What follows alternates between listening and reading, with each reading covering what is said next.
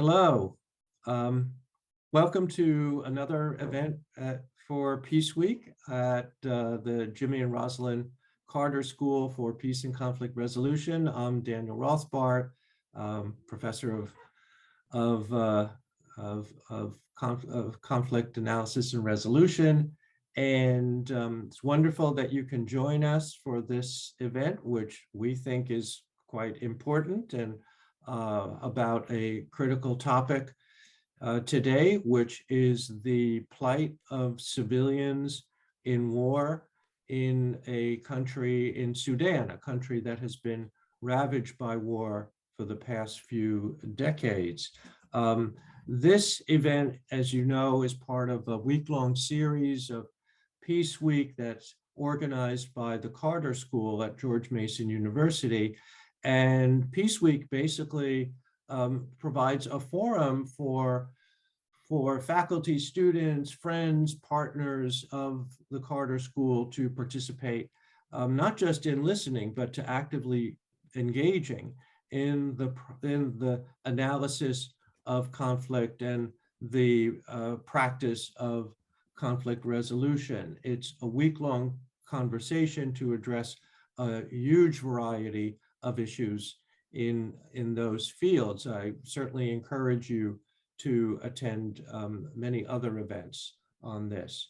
Also, Peace Week corresponds to the 50th anniversary of George Mason University, which has experienced explosive growth and, if I may say, impact in the world of higher education, also with respect to its achievements in research, and for the Carter School, achievements in peace building practices. So for today, again, we're going to showcase the results of a project that we recently completed. The project is called Living Through War, an Oral History of Civilians Experiencing Violence in Sudan. And the point of the project was basically to provide a platform for civilians who have witnessed or experienced war, a platform basically to accentuate, to capture their voice, their insights, their vision of not only what happened, but also their vision for a just future in Sudan, how to promote justice, what is their conception of justice in this war-ravaged country.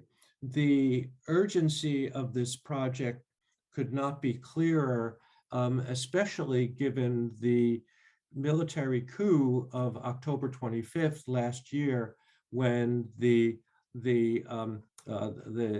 process towards civilian rule was disrupted and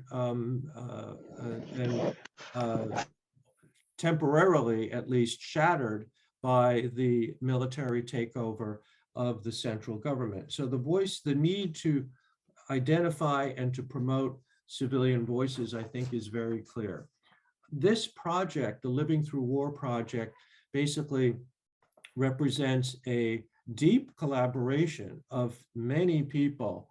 We have about, I think, 8 people on our team, most of whom are here with us today at this event, and will be participating actively in this event. And I'm just going to introduce and ask individuals who participated basically to say a few words about this event. And we'll start with Megan Greeley, who is a peace building advisor for DT Global.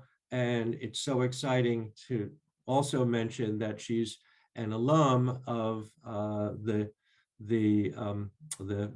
Carter School, formerly known as the Institute, the Institute for Conflict Analysis and Resolution. Megan. Thanks, Dan. Yeah, Dan was my advisor too, back in when I graduated with my master's, 2008. So I am the matchmaker here between the Carter School and the GISA group. because I've worked in Sudan for the last 12 years. I knew many of those in the GISA group and what they could do with the Sudan archives, which had just started from, I think about 2019, but we're going to hear more about that from them. And I was also starting my PhD at Trinity College Dublin. So I wanted to do something more related to research as well. And so I thought this was a great project to help develop with everybody. And yeah, that's enough from me. You can hear more from everybody else who did more of the work.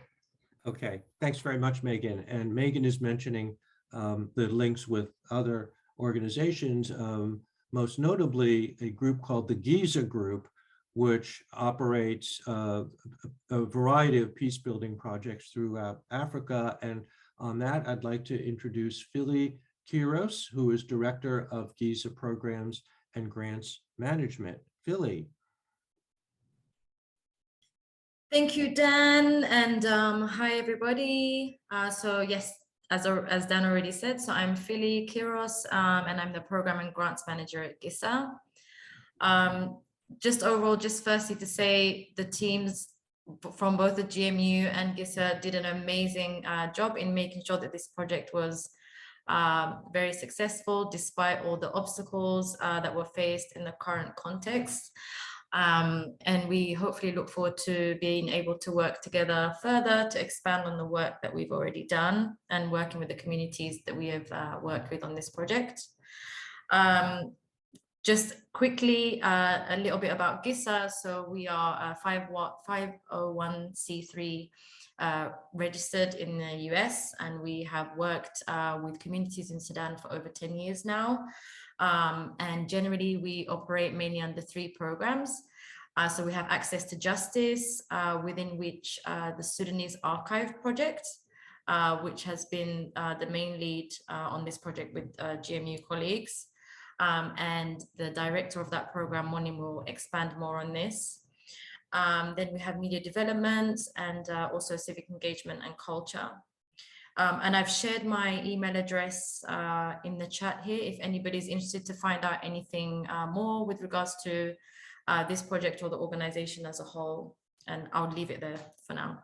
Don't take too much time. Thanks. Thank you everyone for joining today. Thanks very much, Philly. It's been so wonderful working with you and your team from beginning to now. And yeah, let's hope we can do this again, do this some more. Thank you, Dan. Next, I'd like to introduce Monim Adam, who is the Sudanese Archives Project Manager. And Monim basically was the amazing facilitator of the interview process, the interviews themselves. Anyway, I could go on about his achievements and expertise, but Monim, why don't you say a few words as you wish.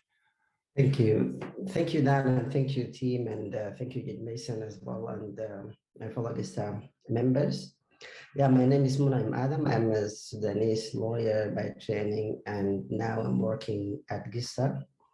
As Philly mentioned, I'm a director for Access to Justice Project, which consists of Sudanese Archive and the Human Rights Hub, where we thought about this project could really help our network across Sudan in order to be able to reach out to their communities and to make their voice heard, and at least to contribute to the issues of Sudan, ongoing wars, and actually coincidentally today is the memory of Rwanda genocide as well.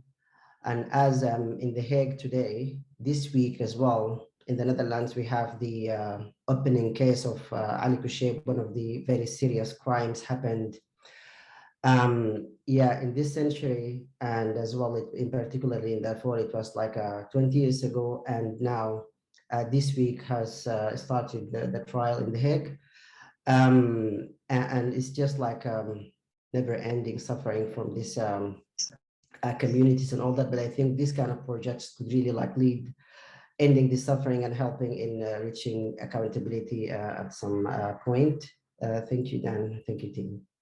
Okay, thanks very much, Monim. And now I'd like to turn to my colleague, Karina Korostelina, Professor of Conflict Analysis and Resolution, who did amazing work on analysis of the interviews, of the testimony, and we're going to be reviewing that later on today. But Karina, would you like to say a few words? Yes, I'm very, very excited for having this session to represent results of this research. I want to express my biggest gratitude for Dan and for Megan and Mahim, for everyone in the team, because it was very big team effort, a lot of work together, and specifically Dan for his leadership on this project. We could not really deal without your help. And the also key person behind the entire project is Beltina, who were putting everything, gluing everything together and helping the project. Okay, thanks very much, Karina. Karina and I have worked together on many projects, and it's always enjoyable to work with you on that. And as Karina mentioned, Beltina Jaloshi, she goes by Bell, is a doctoral student in the Carter School. And Bell has also did really critical work on the interviews, the coding, the analysis, the methodology for drawing out the themes. So Bell, would you like to say a few words? Thank you, Dan. Hi, everyone. As mentioned, my name, I go by Bell. I'm a PhD candidate at the Carter School at George Mason University. I've been with Dr. Rothbart and Dr. Korostelina since the beginning of my PhD studies. And this is a project that I've been with it since the very beginning, when it was an idea from Dan and Megan. I've been supporting efforts with thematic analysis and coding for this project. Right, very good. And we'll see the results of that a little later in this session. And there were other people who were involved. They're not with us today. Hind Fadul from the Giza Group was very active. Trevor Snap, also from the Giza Group, is very active. And Adib Yusuf also is very critical. Adib is an expert on the conflicts, the multiple conflicts in Sudan. He was a former governor of the central state of Darfur, and but I see he's not able to join us today. And I'd also have to, and greatly have to mention the critical contribution of organizations. This project was funded by USAID, and the subcontractor was DT Global, and it has just been a joy to work with DT Global on this project. Obviously, the Carter School also provided very critical support, infrastructure support, and also other students on this. So we're going to move into the substance of this event, and I don't see Adib Yusuf with us, but I just want to mention, and I'm going to move then to the next part of this process, this event, Monim Adam, to talk about the interviewing of the Sudanese. But let me just say, before we hear from Monim again, that again, Sudan is a country that has been ravaged by massive violence, various forms of violence, and much of which was perpetrated by the central government, which organized a campaign of extermination of certain population groups. For example, in the early 2000s, the campaign included genocidal violence against 3 ethnic groups in the Darfur region of Sudan. The violence continues in Sudan, and it also continues in other regions. So this project focused on 3 regions in Sudan, that is interviewees from 3 regions. But I'm going to move now to Moneem and ask you, Moneem, just to tell us how the methodology worked, that is, how the interview process progressed. Thank you, Dan. I think we started as just like knowing the situation in Sudan and the complicity on the over generation trauma as well, how to encourage people to talk and as well to share their thoughts and feelings about this. And I think as well we have like the first event on this project, we discussed and discovered, I think that this is like a very unique and the first project. So we didn't have that experience in Sudan to do like such a project in that. And as well, it was planned, and as well as how we carried out, it was large, more than 116 interviews. So to plan for this to be done for the first time in Sudan without any prior experience with people, how to be able to share their thoughts and feelings, I think that was a challenge. And then I think for us, it was crucial to be able to reach out to the right people in order to get like how they can share this, and in order to be able to let other people to be to share their thoughts in the future as well. So we decided to have it as like in a team together, all of us, to target people plus 45, and as well to consider the gender diversity and the locations, and as well the geographical diversity as well. And that was the main thing to start this project. And as well, we started from the war affected areas. I mean, knowing that the whole Sudanese people have suffered to some extent in a way or another, but these like 3 regions in Sudan, they suffered war in particular, where everybody knows the situation. There was like in South Kordofan and Blue Nile, the war continued for a very, very long time. But nevertheless, the war in Darfur has started for 20 years, relatively in Sudan, that is not very long, but that as well led to a huge violations of human rights. And that is, we kept that in mind as well, how to be able to put that in order to help us to select the right people in order to participate in the project. And I think that's how it goes. And as well, we managed to find the local guidance from these regions, and as well to have the team trained, which was like as well difficult to take place during those times because of very many factors that unnecessary to mention here. So I think after that analysis and after this background, we managed to get to reach to the right communities, how we see like the result, how we can like later show the video of the conclusion of that, how people can see like this project was really successful. And do you want to ask questions, Dania, please? Or do you want me to continue? Right. Thank you, Moneem. Can you just say a little more about how the interviewers identified their interviewees, the process on that? Yeah, first of all, we selected the interviewers through the experience we managed to contact, and as well with our like large network in Sudan as well, we managed to get in touch with different organizations from the same places. And as well, after that, we trained them as well in sessions, and as well we provided them with manuals, how to be able to carry out the questions, and we developed the questionnaire together in order to expect the results.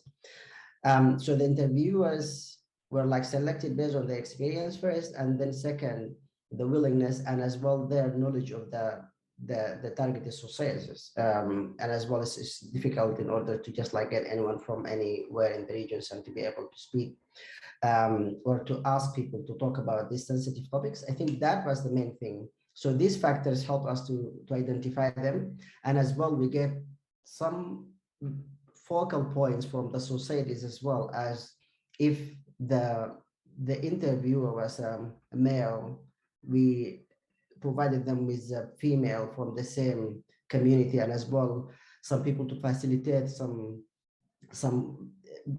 yeah, let's call it like some language facilitation as well within the communities. I think that as well. So those factors helped a lot with our guidance and follow up with them. So we had as well we created some kind of like sort of a panel where they can come back with questions all the time. So I think that how it goes with interviewers. Okay, thanks very much. We have a little time for questions or comments, after which then we'll show the video of Monim. Any questions or comments for Monim? If you're welcome to provide that in the chat, or raise your hand in the under the reaction tab. Okay. While waiting, maybe I can speak as well to the interviewees, so can make that so people can ask questions in the meantime. Okay. As well, actually, how it was not easy, how it was like difficult to get the interviewers as well. It's not easy to get the interviewees in the same manner, because it was challenging in order to get people who are ready to talk, to share. And as well in Sudan, I think it's like I think according to my knowledge, I don't know that if people are willing to share. We have the culture of sharing as a family at the family level, but I think it's not wide enough for people to be able to share with the public. So I think that as well was a challenge. So we selected people who are like have some knowledge, they connected to some groups, and they were like ready to share their thoughts, and as well as they have some experience. And as I mentioned earlier as well about the age, so people like 45 plus. So I think that was one of the categories. Yeah. But once they agreed, they seemed to be very forthcoming. That is, people were extremely generous with their time, the interviewees. That's my understanding, right? That's for sure. And then as well, when they started, we get like they like, I think they like learn from one another, and they become very extremely encouraged. And we received like very many calls from other people. They wanted to participate, and as well they were like asking all the time questions like, what's the end of this project? They wanted to see like some analysis and some reports and all that. So I think that as well, yeah, when we started, I think everybody was like very excited to share more. Yeah. Yeah. We have a question in the chat for you and the question is, did you say that if the interviewer was male, you would make the interviewee female? If that's correct, what was the reason for that?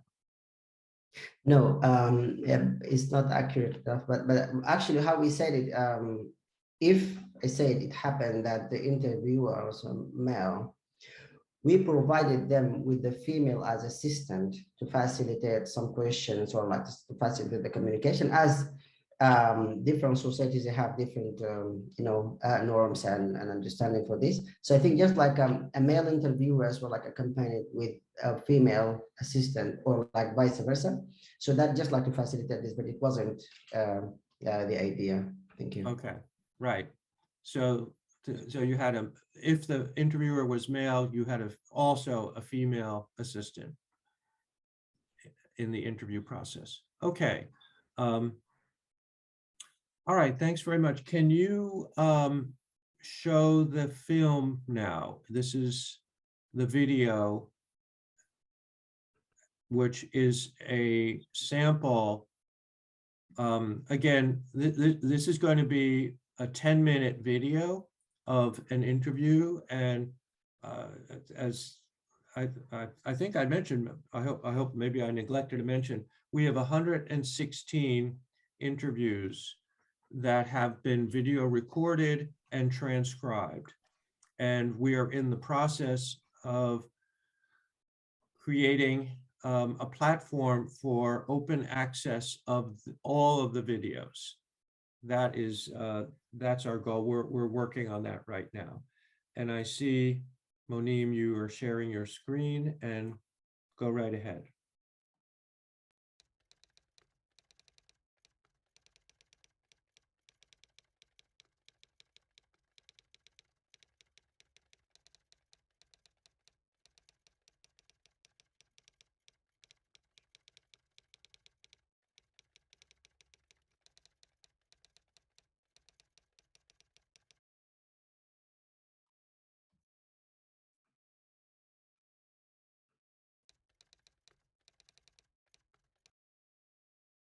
من مواليد جنوب دارفور في منطقة لبدو. من مواطني مدينة نرتتي. من مدينة كتم من دواهيه هاي كرامة شرك. من مواليد ولاية غرب دارفور منطقة دروتي شرقي ولاية غرب دارفور الجنينة. بلدنا والي والد والي كمان في سرتين والي هناك. أنغول في جبال انقسم، مولود في قبانيت.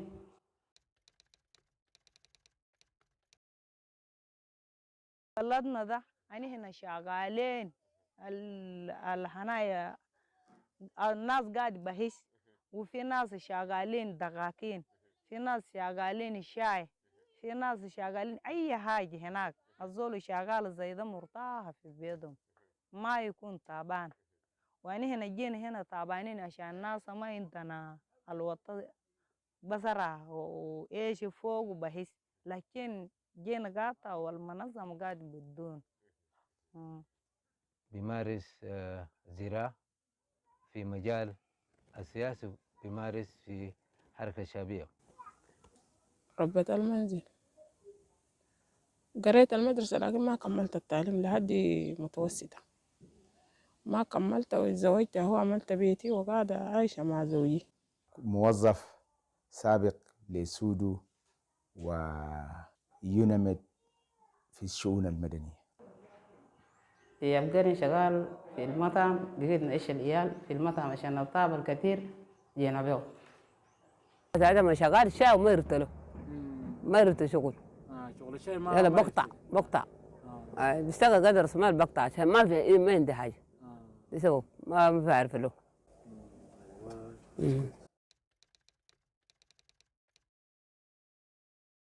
من كل الاتجاهات جانا 4 سنين بس، ودرب درب درب درب درب درب شديد. أنا نفذت كده عندي 39 يوم خلاص. في ود أمشي أبوي بقول له محمد حسن حود قتله. مشوا هناك لسليمان وود أخته وزوجه وياتهم 4 في بيت واحد قتله. جو بجاي في واحد من أولادنا دال برضه في بيته قتله، وبطردوا فوقنا، وكل من قال يقتلونا زي ده بعتروا في قتل واحد. واحد بيقول له حيدر برضه قتله.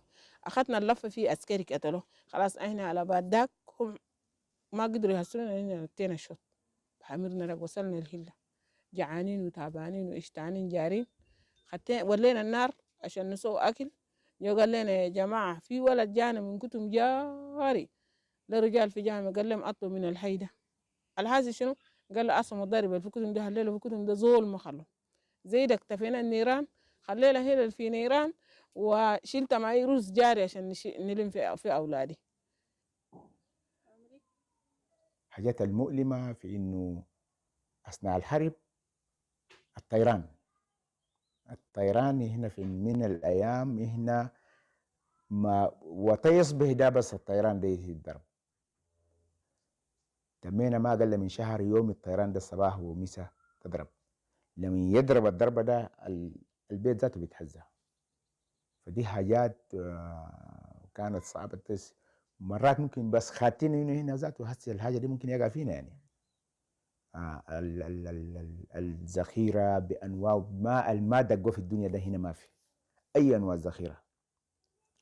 وبعد ذاك القتل بتشاهد إنه قتلوا كم، جابوا كم جرحى، عدد يعني الحياة كانت صعبة حقيقة في الفترة بتاع الحرب.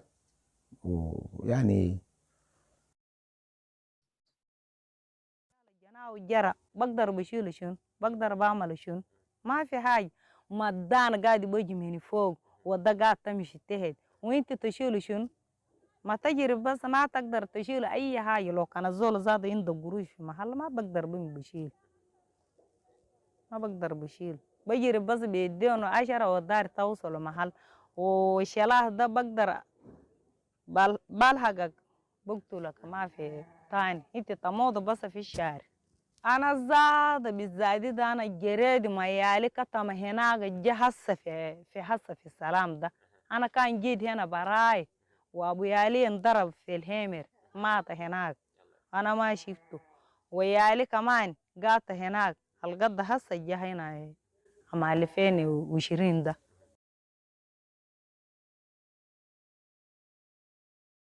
اعتقلونا تعذيب، من هنا رفعونا بدوشكات، المهم وصلونا رئاستهم. تمينا في التعذيب فترة، في 18 يوم من التعذيب ده لا بعد تعذيب، تعذيب دق وإساءة وشلاليت. المهم ما خلونا يعني، سمونا كفار، نقد رشونا مويه المهم يعني كلمات كثيرة.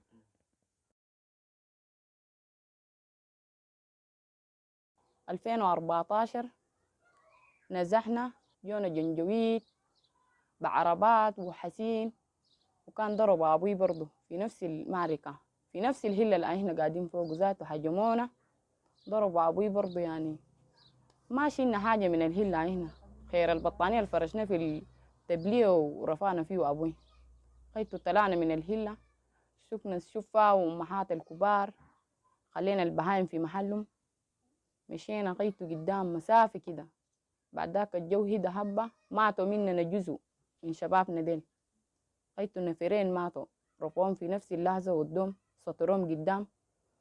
بعد ذاك ساقوا بقرنا من لبدو ذاته، ساقوا معانا أخواننا وأخواتنا برضو مع البقر. خيطو بقر دول ودوم في اتجاه برام، والناس ساقوهم مع البقر برضو في اتجاه برام. يعني بعد كم من الساعة بعد ذاك فكوا الإيال ديل، حتى بعد ذاك ساقوا البقر. يا هو شفت أبوي ده أنا خيطو ضربه قدامي نزيف، نزيف ما بعده نزيف من التبلية، نزيف ده جاري الدم زي الموية. شفته بينا خيطو ده بعلم الزول قساوة، يعني ما كويسة حاجة زي ده.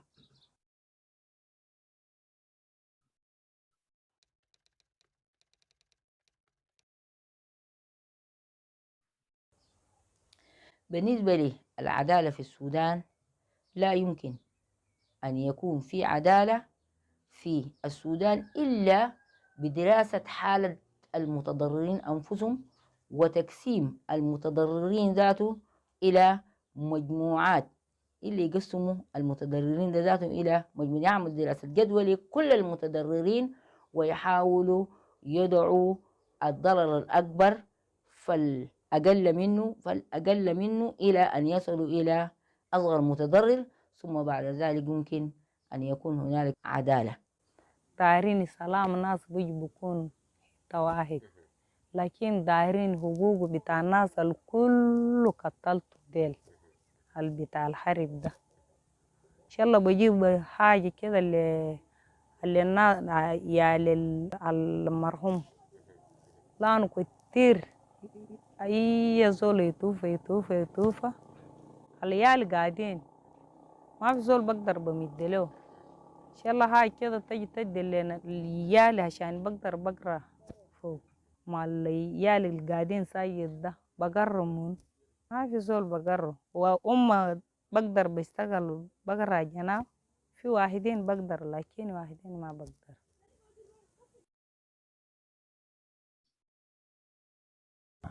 العنصرية دي لو ما موجودة بيحقق لنا حاجات، بنحقق بيه عدالة، بنحقق بيه السودان اللي الناس بحلموا بيه. لكن ما دام في عنصرية، انه في زول، اديك مثال، انه في زول بس عشان لونه، بس عشان لونه ولغته. انت عارف بس عشان لونه ولغته ممكن يكون اكبر مسؤول، بما انه في زول ما عشان لونه شيء لونه الاسود ده متعلم ما يلقى المكان اللي لقاه ده، فما ببقى عداله. مثلا انا في زول خريج جامعي، وفي زول بس بتاع متوسط ما متوسطه سادسه بس، بيجي تلقاه لابس ده كرافته وقاعد بمضي في ورق في بنك.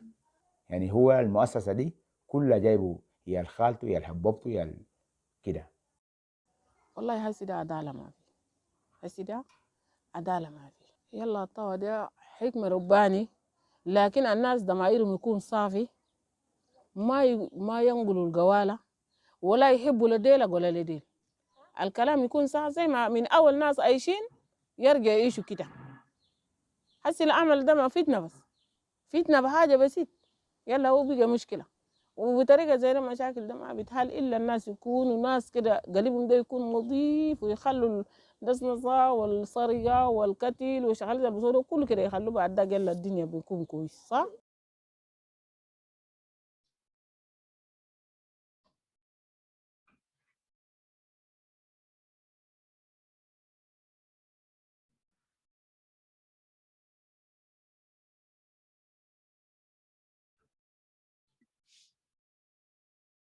Thank you for watching, and just would like to say that even individuals, they know about justice and their feelings as they've suffered this throughout the years. And as I mentioned earlier as well, these days how discussing the case of Sudan and Darfur in particular in The Hague, it's not going out of that. And I really just draw the attention of everyone here. If you have some time, just try to watch the case at the International Criminal Court, even online, that I think would help to bring some justice for people. Thank you. Over to you, Dan. Thank you so much. I've seen this video a few times, and every time it's so moving, and what I don't know what to say actually.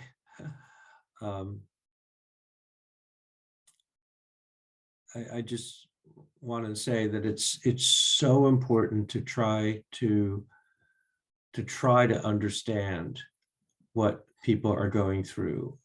Clearly, a video is not the same thing as being there, but try to understand.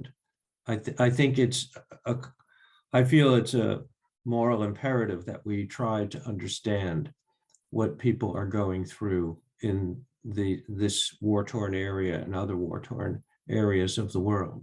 We see this now, obviously, in Ukraine, and yet we also recognize similar form of atrocities going on, and as I say, have been going on in Sudan for decades. This is open for reflection, observation. Any thoughts? There's a comment in the right. chat. So in the chat, is it Kay Abbott? Notice how localized identity is the village is their world. Others are outsiders, even from the same state.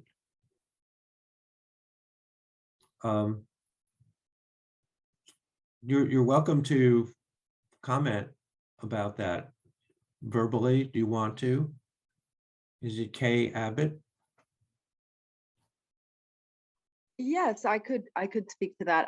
I've worked in Sudan, but I've noticed in many places where I work, Somalia, South Sudan, parts of the Arab world as well, Yemen, people don't talk about a national identity or even the state. They talk about their village. Their village is their world. So when they say, you know, there were some things that women there said that spoke to this point about how they had to go, you know, outside, not abroad, but outside, meaning they left their village. Their world is very small. And children will say this, they only know, like in Afghanistan, they only know their village. But even adults, it's the same. The world can be very narrowly defined. And it's interesting when you look at the dynamics of identity and how one defines the other, because the world can be very small. Mm-hmm. Thank you for that observation. Monim, do you want to respond to that? I think for me, it's obvious, like yesterday, I mean, when there is like atrocities and people, they feel they're disconnected from the state, I think they just go to the very smaller cell that they can feel themselves or like they can find themselves there. Yesterday, I was watching a broadcast not related to Sudan and not related to any place in Africa. It was from East Europe, East Northern Europe, from Latvia. And one person was speaking about how they observe the situation in a places where somebody, you can find them in the capital city and they can tell you, I live in the capital city, but I came from this particular small place that this. So they want to put themselves in that kind of. So for me, I think according to my observation, and as well actually yesterday, according to the court, the International Criminal Court, there was like an expert testimony, which was done by, still ongoing, by Alex Diwal, and he was speaking to this as well, how people, they really feel they're connected to the smaller place and where they belong. Because when you feel like the state is not, you don't find yourself. And as well, one of the leaders in Sudan, John Garang Mabior, was speaking about, I mean, like the idea of Sudan, they were fighting for so long time, how everybody to see themselves as if it is a mirror. You just stand before the mirror, just like you see yourself. But I think for me personally, when people, they don't find that, they go to the small clan and the small village, and I think where they can find themselves. That's not an expert, but this is my opinion. Welcome everybody to say anything about that. Thank you. Okay. And given that their identity is so cemented to the village, their forced displacement basically created trauma of various kinds. And we're gonna talk about that in a few minutes, but the campaign, and in some cases it was a campaign of extermination orchestrated by the Sudanese armed forces and their militant allies, the Janjaweed, at least in Darfur. This campaign was intended to destroy, to make the land unlivable, basically, to not just bomb them, as we heard, one of the interviewees, not just bombing, but destroying the land, burning the village, the buildings, even poisoning the wells. I mean, poisoning the well to me is a clear mechanism of destroying the capacity of people to survive, of the survivors to live in that land. So an enormous number of forced refugees on that. Then, if I may also, Sure. answer for this, but I also want to stress that the whole meaning of this identity of small space, or the kinship identity, is very different in different regions. And you will see, we'll have a presentation about meaning of justice. We found that regional differences in understanding and construction of the meaning of this kinship space are very significant, and they also impact how people see justice. It's not the same meaning what village is in different regions. And could that correspond to their particular experiences, or what? Yeah, so like as we'll see that, and I will have this presentation, we'll see that in some places village is more about coherence, collective efforts, feeling of social efficacy. In other places, it's more about prosperity and economic well-being. And in other places, is more about the cooperation between different groups. So it's really different meanings which people attach to it, and that impact how they actually assess the justice and approaches to justice. Okay, very good. Thank you very much. Okay, so we're going to move on to the next phase of this event, which is basically a summary of, well, a little about the methodology. I'm going to ask Belle to talk about the methodology now for for how the testimony was coded, and then I'll talk about some of the themes that we extracted from the testimony. So this was a methodology called thematic analysis that we deployed, and Bill did so much work on this. So Bill, tell us about that portion that you were working on. Sure, thank you, Dan. So thematic analysis is a common method for analyzing data. And we chose this particular one because it seemed obvious that, we wanted to study the meanings that people produce, and also people in relation to their events and situations. And thematic analysis in that sense is very flexible. It's a very flexible tool. And for this particular research, it can do a number of things, among which I think we focused a lot on exposing units of meaning, way of seeing, how a person views the world and their experiences, as well as, of course, making sense and connecting seemingly unrelated information or experiences. And so, broadly speaking, we're trying to see patterns that may not be readily visible. And so the way that part of the thematic analysis here was coding, as Dan mentioned.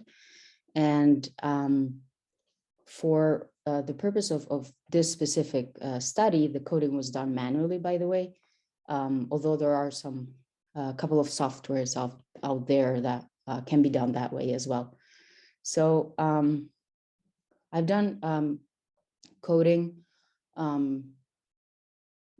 Generally, it's done by literally assigning codes to words, sets of words or sentences.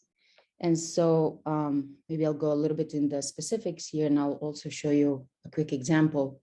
So first, we gathered, when we had ready the first about dozen interviews, we scanned over those to get a general idea of pretty much what could be a foundational work for the next 100 interviews, more or so, 116 total.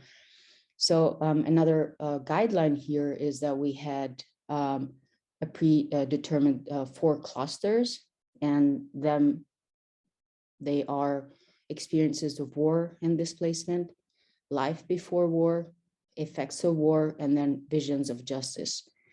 And then thirdly, as a general guideline, we each of these 4 clusters, we estimated, ballparked it by about 20 themes being within each of these clusters. And although at the end, it wasn't necessarily that much, we had a couple that were a little less. And I think visions of justice was the most diverse. It was a lot more than 20. And so with these vision in mind, then the coding is done by, I've taken, for example, I take the interview and I scan it over. So I read what's in front of me to understand, to be familiar, to get familiar with the overall content. And then I begin to code data. And by code, I mean putting a number. And by data, I mean the information that the participants give to the questions. And so the questions actually that are being asked to participants, they help me know which cluster this particular answer or theme falls within, right? So I like to show an example here. So there were a couple of products, right, that came from this coding. One of them being, I'll share right now. One of them being an Excel spreadsheet. You can see it, yes? Yes, we I'll see take it. that as a yes. Okay. Yes. So this is an example of how that worked out. So we have the columns, which are the 4 clusters, and then each row represents a participant, right? So each number that you see here, take for example this one, 1, 2, 3, 4, 5, 6, 7. That means that if there were 20 themes within that cluster, this participant was referring to those 1 through 7 in this case, right? Let me stop sharing. So that was an example. Other things that came from the coding, and I know that Karina and Dan will speak more about the thematic analysis, but a couple of other products that came from the coding is also a Word document, which was a collection, very long Word document, which was a collection of all participants' coded responses. So their direct quotes organized by themes and cluster, of course. We also had a short report on all the themes. And then we also had another short report on major themes organized by regions, as Karina mentioned earlier. I think that is it. Thanks very much. Thanks very much, Bill. And I know you put in so much work on this. I don't know how many hours. It had to be in the hundreds, I'm guessing. So we had 116 of interviews. So I want to now show very briefly the themes, and after which I'll ask Karina to also present, give a presentation on some of these themes. So I'm going to share my screen.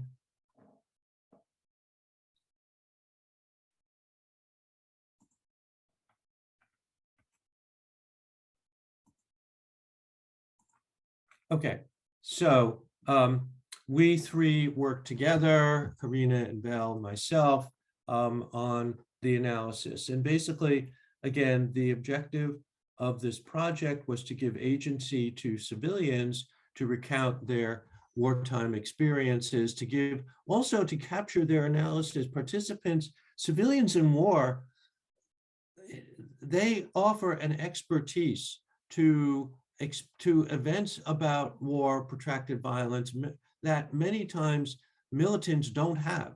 Many militants just do not see and certainly don't experience what civilians have experienced.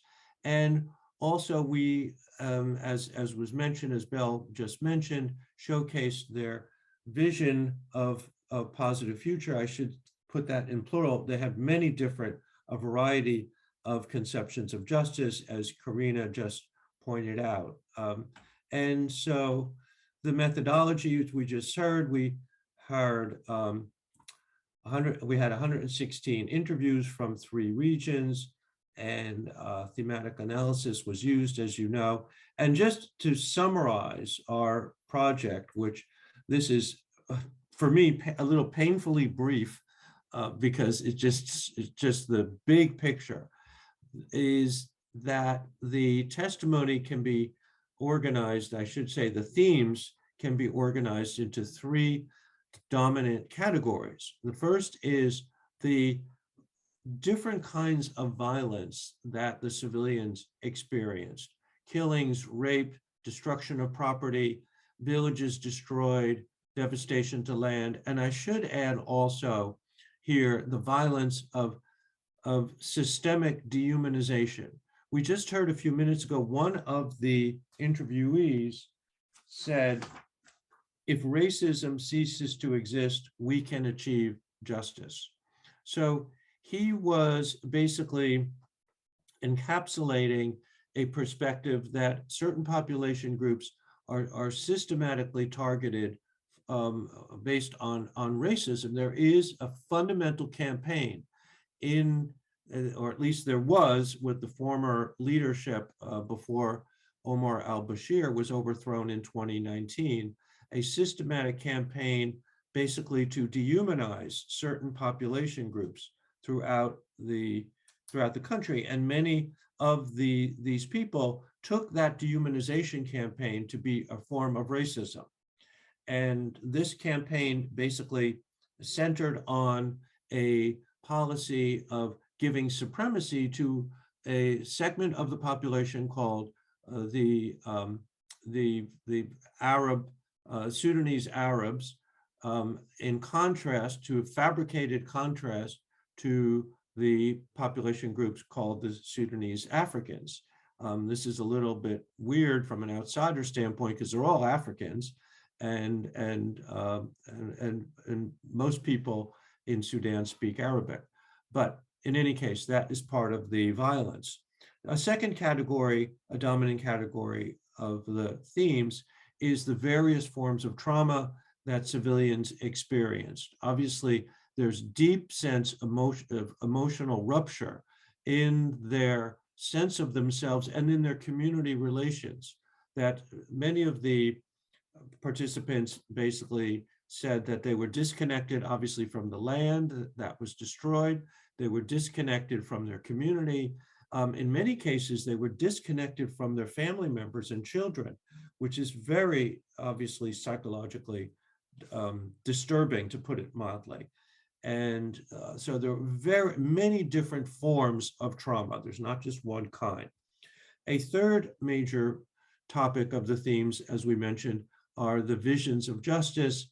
And I'm going to mention that, but there were 7 visions of justice, 7 conceptions of justice that we captured.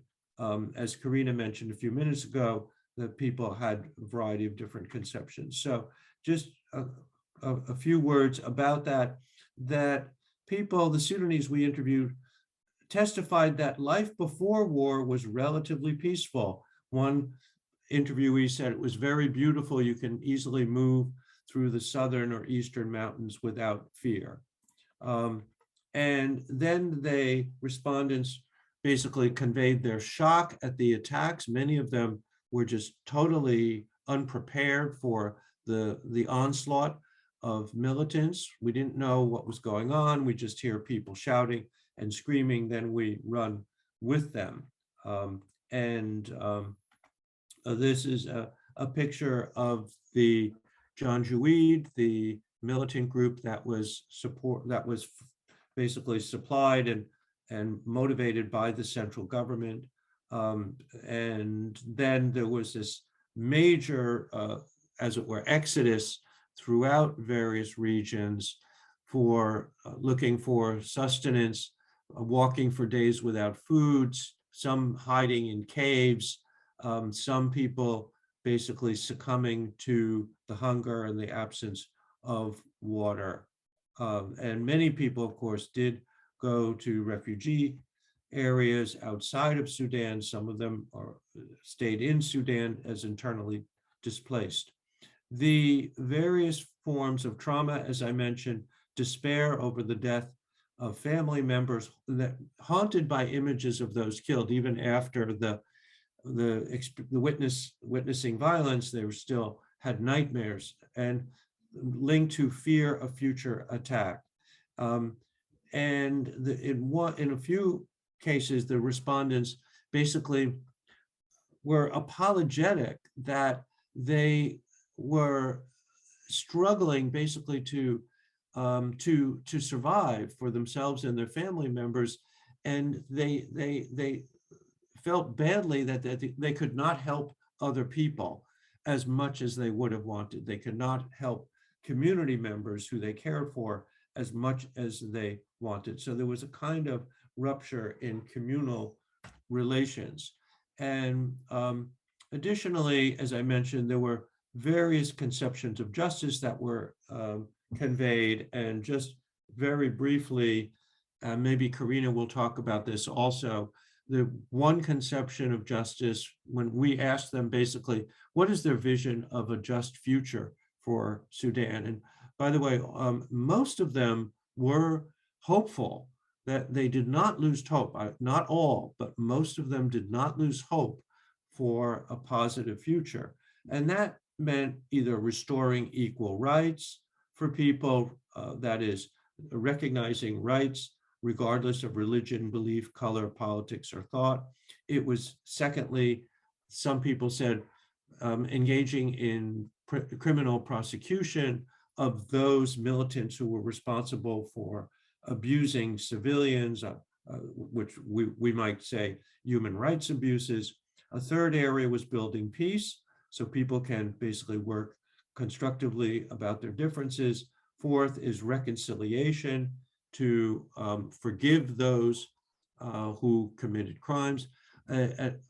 A fifth one was unusual, at least we didn't expect. That is, some people thought justice meant providing equal education for all civilians, including women.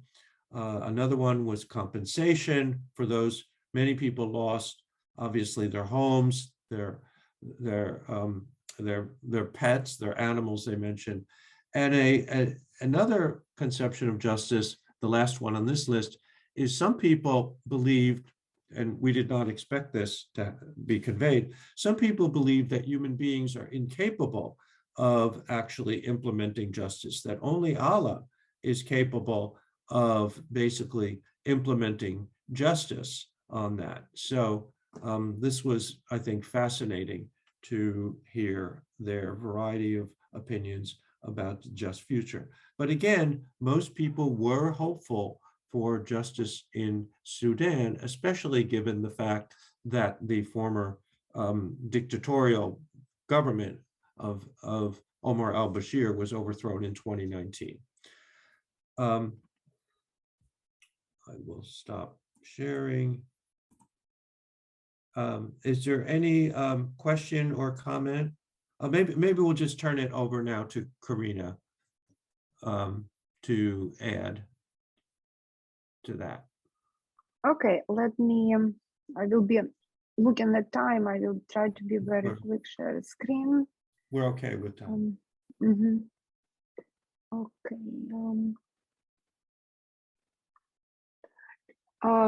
I will build on what already Professor Rothbart and Beltina told, and specifically concentrate on the production of the meaning of justice in Sudan.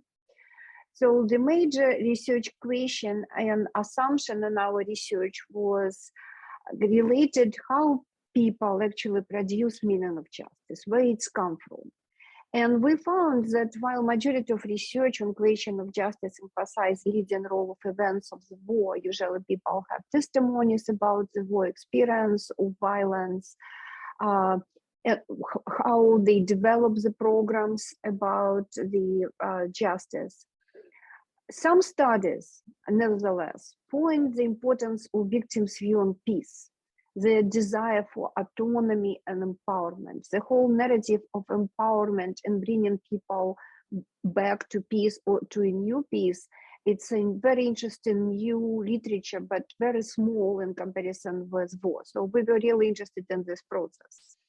And our study rests on the following assumption, that the formation of perception of justice arises both from previous experiences of war and violence, but also experience of peaceful life of autonomy. However, we expected that one of the components can be more prevalent. So either experience of war, experience of peace may be more prevalent in how people see the justice. To analyze it, we use oral history methodology, which already well described by Bell. And what we use the cross-sectional analysis of themes related to experience of peace, war, and justice in 3 regions. And this, we compare it most importantly themes of justice with descriptions of life before the war and the description of war experiences. So major types of justice by 3 regions, and describe what are major conceptual ideas of justice. I will concentrate here on specifically by region. In Blue Nile region, most cited types of justice were retributive, distributive, and transitional justice. Usually people in these regions were discussing justice as government actions which promote accountability of perpetrators, and they were concentrating on equality of all ethnic and religious groups. In Kordofan, respondents mostly refer to transitional and restorative justice. For them, it's all about reconciliation, empowerment of community, bringing individuals together for creation of equal opportunity. In Darfur, most of type of justice were restorative and transitional justice. They really mean justice as compensation for losses, ability to return to houses and land, and equal treatment for everybody by the new law. So let's go deeply into each region for this cross-sectional analysis and compare themes of justice, peace, and war. In Blue Nile region, we see that the main theme of justice is prosecution of criminals, promotion equality as government responsibility, and as well as reconciliation, restoration of community. If we speak about how they describe the life before the war, they saw it as peaceful but gradually affected by more uncertainties and conflict. So they concentrate on increasing type of violence in their community. And the most important theme of experience of war were looting, destruction, torture, killing, and of course, refugee experience and escape. In Kordofan region, we saw that the main themes of justice were reconciliation and restoration of community, advancing education of people, especially children, promoting equal rights and equality. In their perception of life before the war, they stress deep sense of community, strong interrelations, kinship, and community. And war themes were looting, destruction, torture, killing, bombing, and refugee experience. And finally, in Darfur, we see that the most important themes of justice were compensation, reparation, return to land and territory, rule of law. And the main themes before the war was economic prosperity, well-being, sustainability. They mostly describe the agricultural practices, very wealthy life in communities, ability to produce its own, not only sustain, but produce a lot of products for sale, and so on. And the most important themes of experience of war were looting, destruction, torture, killing, bombing, and refugee experience.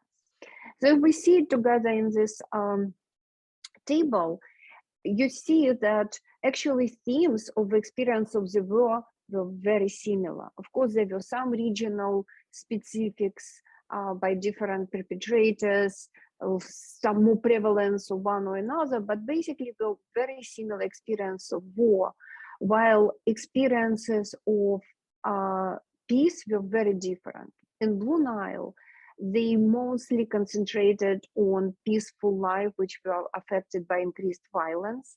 In Kordofan, they speak mostly about deep sense of community, deep kinship, and in Darfur about economic prosperity and well-being.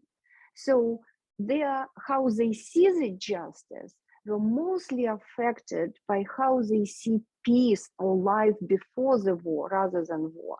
In Blue Nile region, because they see it as a peaceful life disturbed by violence, they really concentrated on the prosecution of criminals, promotion of equal rights, and reconciliation in community. Kordofan, because they see deep sense of community, they were concentrating on reconciliation and restoration of this community, advancing education, empowering people, promoting equal rights for them. And in Darfur, because of their concentration on economic prosperity and well-being and peaceful time, they were interested in justice as compensation and reparation, return to land and rule of law. So this table really showed us that while experience of war across regions were similar, experience of peace differed significantly. That can affect how people saw justice. Peace-based, so we really propose to discuss an idea of peace-based concept of justice that emphasize return to peaceful life. And they were more defining the regional differences in perception of justice than war-based concept of justice, then concentrate on addressing war experiences, consequences of violence, and so on. Now, this analysis showed that while both experience of war and peace impact how people see justice, the differences in conceptions of justice, regional differences, conception of justice, really arrive from how people see the peaceful time. So the important implication of this research is that usually justice program concentrate on experiences of war. People ask for testimonies, what happened with them during the war. But our research shows that we also need to concentrate on the vision of peace. Then international community, governments implement justice, and not just implement, but design peace program. It's very important to use peace-based concept of justice and incorporate them in these particular programs in post-war and post-violence settings. Thank you very much. Thanks very much, Karina. Every time I hear and explore that, I'm just so in total agreement about the importance of peace-based conceptions of justice. So this is a time now for comments, observations, questions. There's a Again, comment in the chat. I don't know if you saw that, Dan or Karina. Karina, do you want to address that comment in the chat? It says the main concept of justice probably comes from Islamic teachings, as someone suggested, not from experience. It's actually interesting. Those some of our research were really telling that justice, some our interviews were concentrating and telling that justice is not done by people. It's done by God, is a God position, and because people do not know really who is right, who is wrong, who is perpetrator, who is victim, people could not assess the deep understanding of victimhood. So it's up to God to build justice. But I would say, even it's a deep Islamic teaching and so on, we didn't see a lot of such discussions, because then people strongly affected by violence, as you saw in this video, then their life of their people, a lot of them were discussing the loss of immediate members of the families. A lot of them were witnessing, it's very hard to describe. Then we were reading these testimonies, it's very hard, witnessing mass rape and so on. So then in this case, they want to take justice in their hands. They want to impact, they want their voice to be heard. So while some Islamic teaching of justice are important, a lot of people really, and especially regional differences, strongly show the people, that people think and construct their agency and how they see the justice.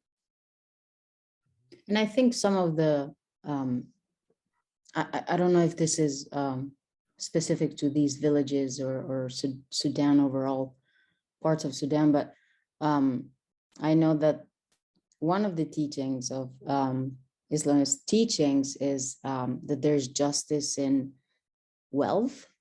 And I think we captured a lot of this, where participants said that, you know, justice for them means compensation, getting something back, whether that's, you know, a certain amount of money or land or what was it? Agricultural life related goods and services, I think. So maybe that's, but I think the Islamist teachings, it's a very interesting point, and I wonder if Munim, maybe you have more focus on this. I think it might like relate to somebody says when they feel there is no justice can be done here, so they think about like, or they hope they can get justice in the you know, afterlife, so something like that. But I think generally I don't really like, I didn't feel this from throughout this project, because I mean, people are staying now at the IDP camps. And actually something interesting that Karina mentioned earlier, people now, since like they were forced to leave their villages, they formed a new kind of an institution in the IDP camp. So to have like sort of belonging, they just like they feel they have administration and they have like neighbors, they have sort of family gathering or something like that. But I think so like now they don't want to go back to their villages due to the security situation and due to other factors as well. But one of the reasons they don't want to go back because they're waiting for justice. I mean, during this week, as I mentioned many times today about the International Criminal Court, people are really following that very closely from the IDP camps. So they're waiting for justice.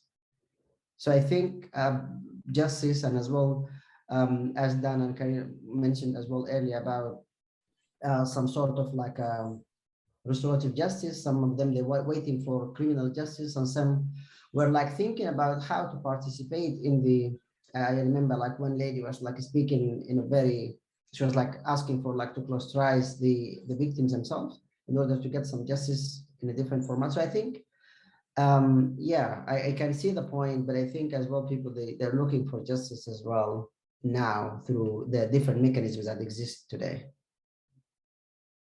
Right. That's a good point, that most participants were expecting some organization, some institution, even the central government, to compensate them for losses, as Bill mentioned. There was a great sense of rupture and unfairness from the, obviously the suffering that they experienced. And there was a strong request by many participants, not all, but many, for compensation for this. That should be carried out by some either international organization or national organization. Again, a few people did say that only Allah can implement justice, that human beings are incapable of doing that, but that was just a few. Okay, any questions, comments? All right, I'd like to now raise a question about the kind of the future. Where should we go from now? That is, first of all, who should be, by the way, the testimony will be in a platform that is open access. So that's intended, obviously, to maximize the visibility of the interviews. We're working on that, the mechanism for that now. How should we expand the impact of this project? And secondly, should we basically pursue projects, similar projects, either more so in Sudan or even in other countries? Should we pursue basically similar oral history projects that capture the testimony of civilians? Should we expand this in Sudan or possibly even in other countries? Is there merit, value in doing this? I can jump in. Okay, thank you. Hi, my name's Eileen. I'm dialing in from Belfast. I'm a Canadian, and my sort of like amateur view is yes. I think without hearing the voices of the people on the ground who experienced it, who witnessed it, without getting information from them and views from them, any kind of solution or any kind of movement towards a better society really will have no meaning. It can't come just from the top. People from the top can support that, can organize that, but I think voices need to be heard. Okay, thank you. Agreed.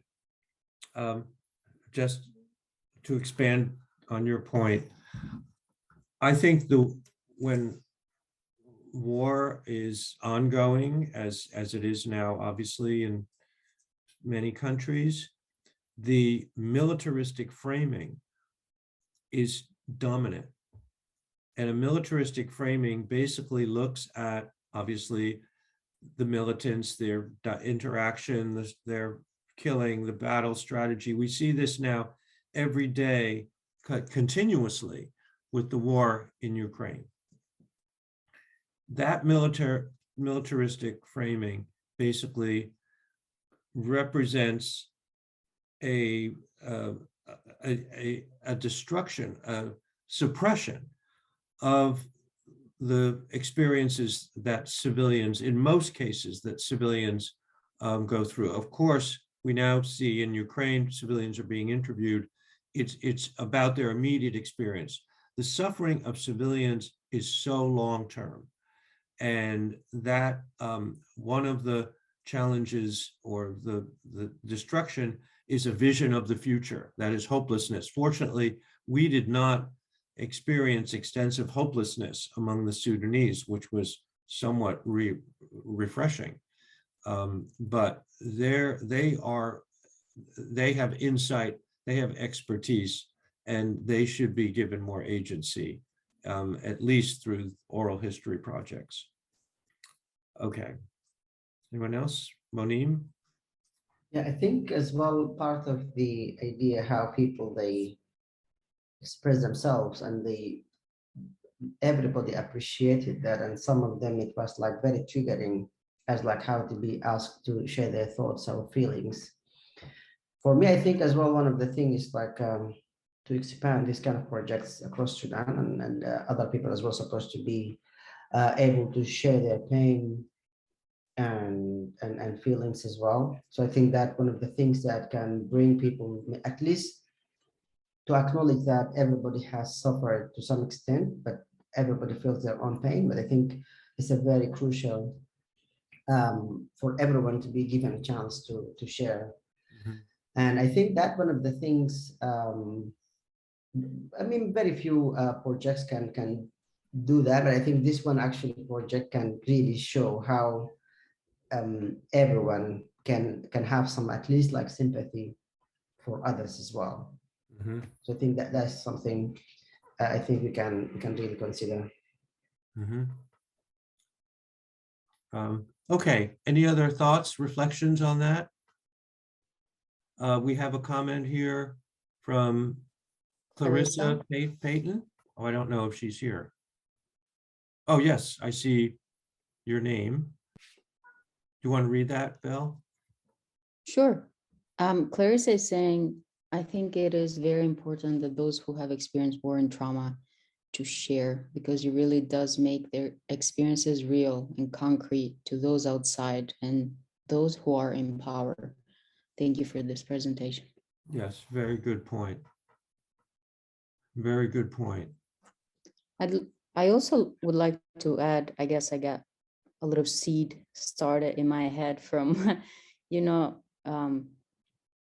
I've said this before, but I found it fascinating when I first came across participants mentioning this, justice is in God's hands. And I wonder what that means exactly. Meaning, is it maybe that through religion or faith, you know, there are some teachings or strategies there? Is there some value-driven action that can be extracted or learned from? Or is it more of a, you know, it's in God's hands and I can't do anything about that? So it's more about maybe I'm too small for this, I cannot do anything about this, maybe hopelessness. I don't know. I'm giving these two options, but I just wonder what that means exactly. I'm going to call on Monim to address that. What do you think? I was actually waiting for someone else to say that because I think, well, you know more. But fine. I think actually for me, this is my own understanding. It's like part of that. I think is kind of like hopeless, or they feel like their pain is too huge and only God can handle it. This is my own understanding. But generally, I think I mean, according to some religious doctrine, I think people they understand that anything comes from God, whether it's like you have institutions or you have like, you know, some any way to sort that out. But I think they believe at the end of the day, anything, if God doesn't, you know, allow that to happen, I think that's not going to happen. So I think that's kind of way as well, like how I understand. But I think maybe someone else can share their views on that as well. Okay. Oh, Karina is back. So thank you for that. Okay, this I just want to thank you to the speakers for the presentation. Again, we obviously believe that there is not just tremendous value in these oral history projects, but absolute necessity in terms of capturing the voices, then the opinions, and the vision. It is a kind of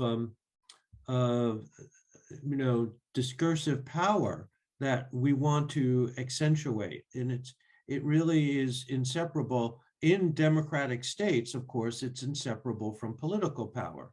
Of course, the political situation in Sudan now is extremely precarious.